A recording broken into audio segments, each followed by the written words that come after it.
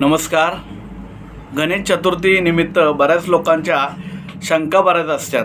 तसेच अशा काही पाहुणे मंडळीत किंवा नाते संबंधामध्ये अशा काही घटना घडतात की गणपती बसवायचा की नाही, सोयर सुतकबद्दल मी बोलतोय। तर त्यासाठी शास्त्रामध्ये प्रमाण काय दिलेलं आहे बरं? तर पहिल्यांदा आपण सोयरबद्दल बोलूया, म्हणजे जनन अशौच।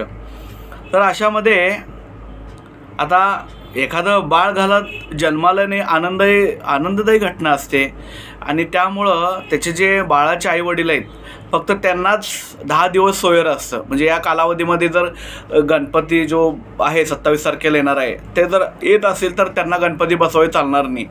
ते सोडून जर समजा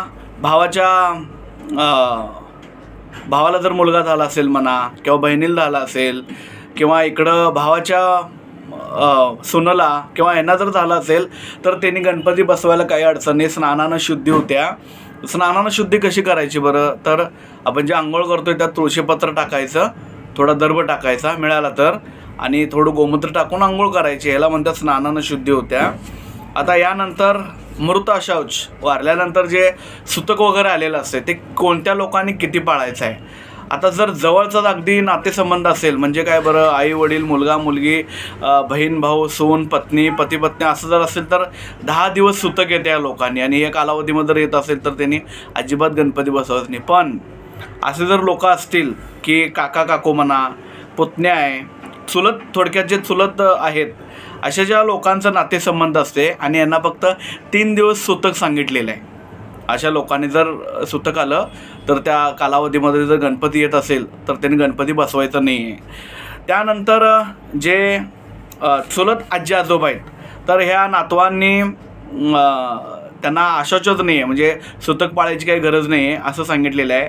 आता त्यानंतर तिसरी पिढी जी आहे, म्हणजे कोणाकोणाचं, चुलत काका काकू, चुलत पुतणे म्हणा, चुलत म्हणजे तिसरी पिढी जी आहे की ज्याचे खापर पंजोबा एकच आहेत, असे जे आहेत, तर ह्यांनासुद्धा कुठलंही अशौच यामध्ये दिलेलं नाही।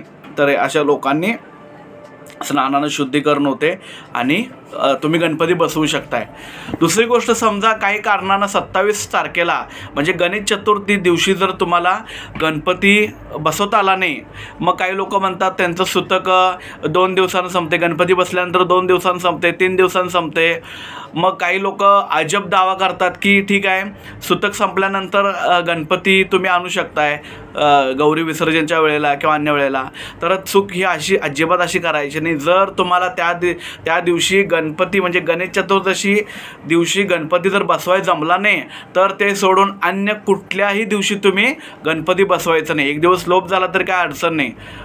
त्यामुळं ही गोष्ट तुम्ही लक्षात घ्या।